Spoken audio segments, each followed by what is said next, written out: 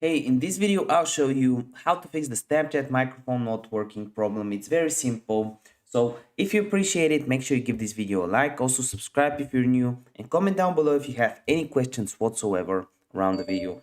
Here's what you gotta do. You wanna click on your profile icon at the top left corner. Then you wanna click on the settings at the top right corner. And you want to scroll down on Snapchat until you find manage. You click on manage and here you have permissions. You want to click on permissions and here is your microphone option, but maybe chances are you can't update it. So the first thing you can do is go on the App Store and type in Snapchat, and you want to make sure that Snapchat is up to date for you.